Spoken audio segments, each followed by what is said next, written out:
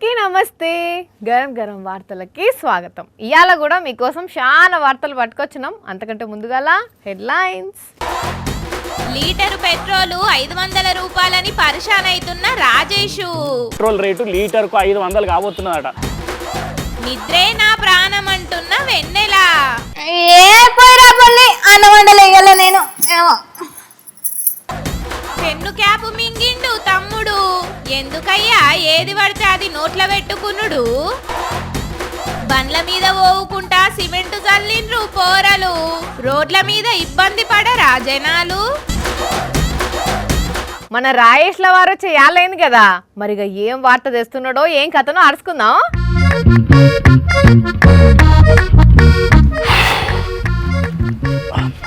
అయ్యో, పెట్రోల్ అయిపోయినట్టున్నది కదా, బండి దోసుకుంటూ పోతున్నాడు. హలో, ఏమైంది కళాధారి? ఎక్కడున్నావు? తొందరగా రా.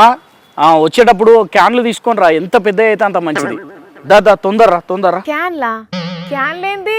ఓరి వారి, చెప్పు. ఏమైంది? బండ్లే పెట్రోల్ అయిపోయిందా? పెట్రోల్ ఉన్నది కానీ నేనే తోసుకుంటా పోతున్నా. పెట్రోల్ ఉండంగా తోసుకుంటూ పోవడం ఎందుకు? మరి లేకుంటే బండి స్టార్ట్ చేసుకొని పోతే పెట్రోల్ అయిపోదా? ఓరి నీ పీనాసి ముఖంలో పీతగుడ్లు పెట్టా. పెట్రోల్ అయిపోతుందని బండి దొబ్బుకుంటూ పోతారా ఎవరన్నా? ఒక్క నిమిషం ఆగు. హలో, ఏమైంది కళాధారి? ఇంకెక్కడున్నావు? వస్తున్నావా లేదా ఇంతకు? అరే తొందరరా, లేట్ అయితే లైన్ పెరుగుతుందా? లైన్ పెరుగుతుందా? ఏడా? బంకుకి ఎందుకు? పెట్రోల్ కొట్టించేది అందుకు. బండ్లే పెట్రోల్ ఉన్నదన్నావు కదా. కొట్టించేది బండ్ల కాదు, క్యాన్ల కదా. ఏహే, ఏంది అసలు నువ్వు? బండ్లే పెట్రోల్ ఉన్నా తోసుకుంటా పోతున్నా అంటావు, మళ్ళా క్యాన్లే పెట్రోల్ కొట్టిస్తా అంటావు. ఏం చెప్తున్నావో నీకన్నా అర్థమవుతుందా? నీకే అర్థమైతలేదు. ఇంకొన్ని రోజుల్లో పెట్రోల్ రేటు లీటర్కు 500 కాబోతున్నదట. అందుకే క్యాన్లు తెప్పించి క్యాన్లలో కొనుక్కొద్దామని పోతున్నా. పెట్రోల్ లీటర్కు 500 కాబోతున్నదా? మరి అందుకే ఉన్న పెట్రోల్ ఒడవద్దని ఇట్లా నూక్కబోతున్నా. అసలు నీకెవరు చెప్పిండ్రు పెట్రోల్ రేట్ పెరుగుతుందని?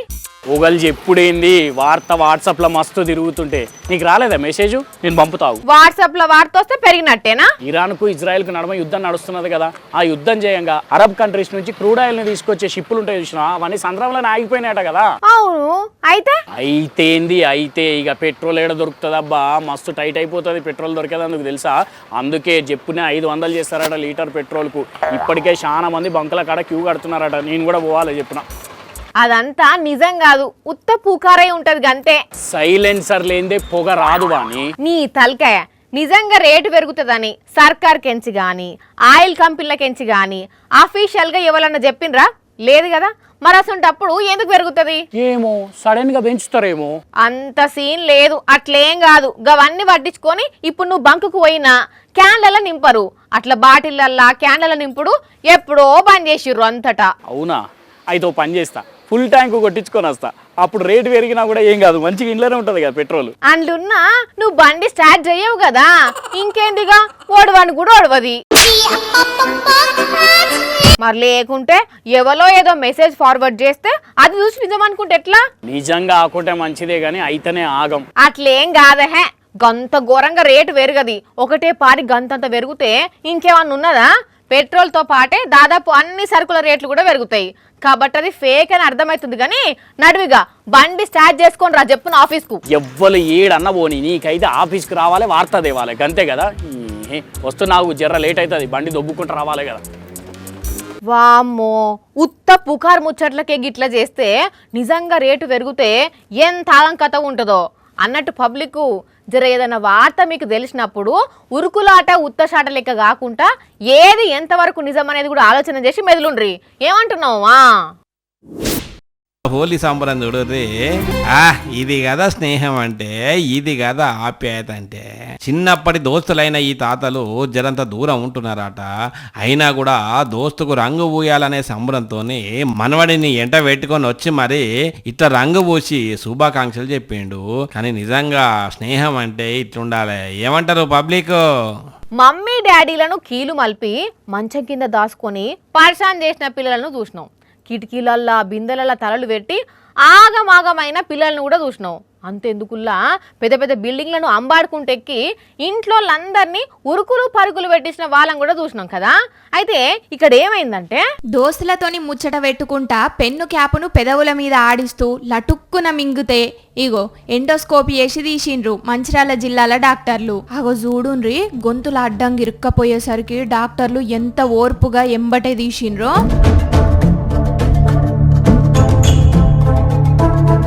దేవుడా వచ్చిందిలే, యవ్వా తక్కువ పొడువు లేదు కదా, అట్లని మింగింది ఏమన్నా చిన్న పిల్లగాడా అంటే ఇగో గీ 16 ఏండ్ల తమ్ముడు నిఖిలు మరి పెదవుల మీద ఆడిస్తూ గట్లెట్ల నాలుక మీదకి జరిపి మడతేసిండో గాని లటుక్కున గొంతులకు పోయి ఇగో గింత పరిశాన్ చేసింది. ఇప్పుడైతే మంచిగానే ఉన్నాడట, డిశ్చార్జ్ కూడా చేసిండ్రట. కానీ చూడుండ్రి ఉత్తి పుణ్యానికి తమ్ముడు ఎంత పరిశాన్ల పడ్డాడో. చిన్నోళ్ళైనా పెద్దోళ్ళైనా జరపెన్ను మూతలతోని పరస్కాలు ఆడకుండ్రి సరేనా. నెరీ 16 ఏండ్ల పిల్లగాడు పెన్ను మూతతో నాడి మింగడం ఏందో పోన్రి తమాషాలు కాకుంటే. సోషల్ మీడియంలో లైకులు వస్తే అదే లైఫ్ అనుకుంటున్నారు, వ్యూస్ వస్తే అదే ఉద్యోగం అనుకుంటున్నారులా కొందరంటే కొందరు పోకిరిగాళ్ళు. అరే రీల్స్ చేస్తే చేసుకోవాలి, సోషల్ మీడియంలో పెట్టుకోవాలి కానీ రోడ్ల మీద బరితెగించి చూడుండ్రి కొందరు గోషిగాళ్ళు ఎంత రచ్చ చేసిర్రా. ఈ బద్మాష్ గోషిగాళ్ళ బడిమేషాలు చూసినరానుల్లా. ఇక వీళ్ళని ఏమంటారో ఏం తిడతారో తిట్టండి. అరే రే దేవుడా, రోడ్డు అంతా గత్తర్ లేపిండ్రు పో.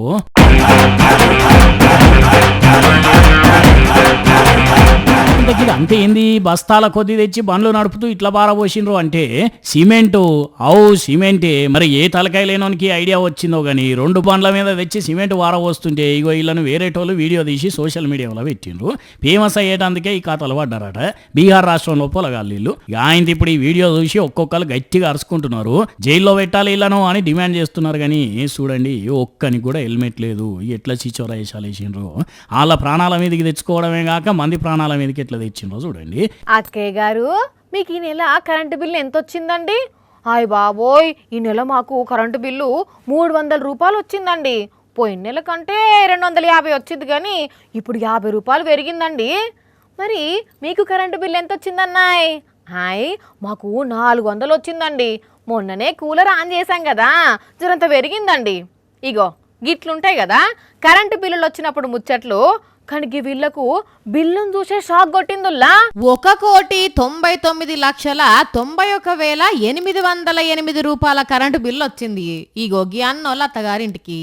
చెప్పండి అన్నగారు, మరి గింతగానం కరెంటు బిల్లు వచ్చిందంటే ఏసీలు, కూలర్లు, ఫ్యాన్లు, కరెంటు బుగ్గలు ఏ రేంజ్ లో వాడుతున్నారే?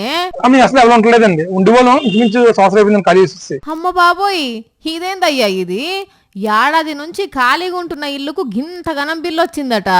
మరి బిల్లు కట్టిర్రానే అన్న? కరెంటు వాళ్ళని అడిగితే ఏమన్నారే?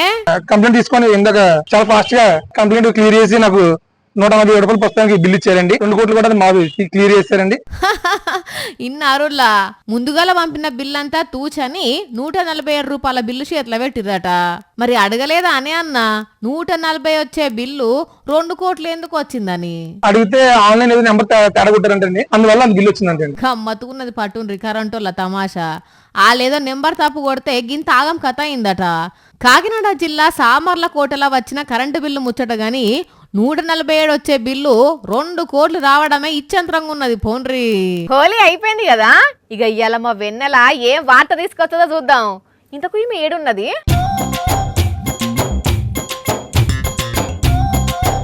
ఓ పిల్ల, ఏంది కాలుగాలిన పిల్లి లెక్కన ఆడదాన్ని అటు ఇటు తిరగబడితే వార్త తెచ్చేది ఉన్నదా లేదా ఇయ్యాలన్న? ఏం వార్తలక్క, జరతసేపు ఆగు. నువ్వు ఆవలిస్తే నేను పేగులు లెక్క పెడతా. అయితే మరి నా కడుపులో ఎన్ని పేగులున్నాయి చెప్పు. ఇవే తగ్గించుకుంటే మంచిది అని చెప్తుండా. ఓ వెన్నెలమ్మా, ఏ పోయిరా పల్లి అన్నం వండలేయాల నేను. వెన్నెలా ఏందక్క గట్లా అరుస్తావు? జరంత అయితుంటే గుండె తడచ్చు. మరి ఏందా నిద్ర పని పాట లేకుండా? రోజావే చిన్ని రోజావే, రాగాలే నువ్వే రోజావే, నువ్వే రోజావే. నేనేం మాట్లాడుతున్నా, నువ్వేం చేస్తున్నావు? ఇప్పుడు పాట పాడు అవసరమా? అగో నువ్వే పని పాట లేదా అంటివి కదా, పని లేదు కాబట్టి ఇక పాట అన్న వాడదామని వాడుతున్నా. పని పాట లేదా అంటే పాట వాడమని కాదు, చెప్పిన పని చేసుకురమ్మని. వార్తేంది అలా? అబ్బా ఈ పిల్ల నిద్రతోనే ఉట్టినట్టున్నది కదా. వెన్నెలా అబ్బా ఏందక్క నువ్వు కొంచెం సేపు కూడా నిద్ర పోనీయవు. ఎప్పుడు నిద్ర నిద్ర నిద్రనేనా? నిద్ర గురించి నీకేం తెలుసు వాణి?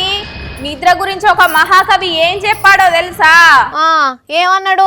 ఏమో నాకేమెరక, ఆయన చెప్పే లోపే నేను నిద్రపోయినా కదా. ఇటువంటి కుళ్ళు జగులు చేస్తే కండల్లా కారం పోస్తా, అప్పుడన్నా నిద్ర రాకుంటుంటది. అబ్బా ఏంది వానక్క, నిద్ర కూడా పోనీయవు. ఏంది నిద్ర ఓనియనా? పొద్దుగాల మేమంతా 6ంటికే లేస్తే నువ్వు 10ంటికి లేస్తావు, మళ్ళా మధ్యాహ్నం లంచ్ అయిపోయినాక గంటన్నర వంటావు, మళ్ళా రాత్రి 7-8ంటికే బిస్తరు కప్పుతావు. అయినా నిద్ర సరిపోలేదంటున్నావా మా తల్లే?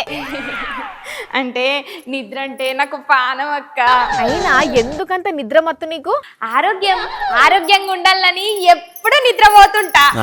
నిద్రపోతే ఆరోగ్యంగా ఉంటారని ఎవరు చెప్పారు నీకు? అమెరికాలో ఉన్న కాలిఫోర్నియా కేంద్రంగా మెడికల్ డివైజెస్ తయారు చేసే రెస్మేడ్ సంస్థ ఈ నడుమ గ్లోబల్ స్లీప్ అనే ఓ సర్వే చేసింది. అందులో America, Germany, Japan, China, Bharat ఇగో గిట్లా చాలా దేశాల నుంచి 30,000 మంది దాకా పాల్గొన్నారు. మన దేశం నుంచి 5,000 మంది ఉన్నారు అందులో. ఇక వాళ్ళ సర్వే లెక్కల ప్రకారం 38% మంది మహిళలు నిద్ర లేక బాధపడుతున్నారని తేలిందట. కరెక్టే అనుకుంటా, ఎందుకంటే పొద్దున్న లేస్తేనే ఇంటి పనని, వంట పనని, అటు ఇంకా ఆఫీస్ పనని, మళ్ళీ ఇంటికి వచ్చినాక మళ్ళీ వంట పని, పిల్లలను చూసుకోవాలని, ఇట్లా పొద్దుగాల లేచినప్పటి నుంచి మళ్ళీ పండుకునేదనుక మస్తు కష్టపడుతుంటారు కదా. ఇక వాళ్ళకు నిద్రపోయే టైం దొరుకుతుందా చెప్పు? అవునక్క, ఇంకా గీ పనులే కాదు, చాలా మందికి మానసిక ప్రశాంతత తక్కువయ్యి నిద్ర ఉండట్లేదట చక్కగా. ఇదే ముచ్చట్ను 42% మంది మహిళలు సర్వేలో చెప్పిండ్రు. అంతేకాదు ఇల్లునంతా చక్కబెట్టాలే కదా, అది కూడా నిద్ర లేకపోయేటందుకు కారణమైతున్నదట. అదంతా నిజమే గాని ఆ సర్వేకు నీ నిద్రకు సంబంధం ఏమున్నట్టు? The relation between sleeping, wicket keeping and జిజిపింగ్. అది ఏదో ప్రాస బాగుంది కదా అని ఏదో చెప్పినా. మ్యాటర్ ఏంటంటే గిట్ల నిద్ర లేకపోతే హెల్త్ ప్రాబ్లమ్స్ వస్తాయి కదా, అందుకే గస్వంటి హెల్త్ ప్రాబ్లం నాకు రావద్దని ఎక్కువసేపు నిద్రపోతున్నా. ఇప్పుడు నువ్వు ఏం పనులు చేస్తున్నావని నిద్ర లేకపోవడానికి? ఏమో ఫ్యూచర్ లో చేస్తా కావచ్చు. అప్పుడు తక్కువ నిద్ర పోయింది, ఇప్పుడు ఎక్కువ నిద్ర పోయింది, అటు బ్యాలెన్స్ అవుతుంది. లెక్క సాపు కాదు, నీ ఈపు సాపు కాకుండా చూసుకో. నడు పని తప్పించుకునే తందుకు పనికి మళ్ళీ కథలు పడతావు. నాకు తెలియదా 5 నిమిషాలల్లా నువ్వు గిట్లా ఆఫీస్కు రాలేదా అనుకో, ఇక మళ్ళీ ఇటు రానియా. అబ్బో వద్దక్క, వస్తున్నలే. అర్థమైందా పబ్లిక్? నిద్రలేని సమస్యతో బాధపడే మొగోళ్ళు మన కాడ 29% ఉంటే ఆడోళ్ళు 38% ఉన్నారట. ఈ లెక్కను చూస్తే మా ఆడోళ్ళు ఎంత కష్టపడతారో రోజు ఆలోచన చేయండ్రుల్లా. చూసిరు కదా, ఇవి ఇవాల్టి గరం వార్తలు. మళ్ళొచ్చే ఎపిసోడ్లో ఇంకెన్ని గరం వార్తలతో కలుద్దాం. మన టైం అయితే గుర్తుకున్నది కదా, రాత్రి 8:30కు, మళ్ళీ పొద్దుగాల 8:30కు. మర్చిపోకుండా చూడండి. టాటా.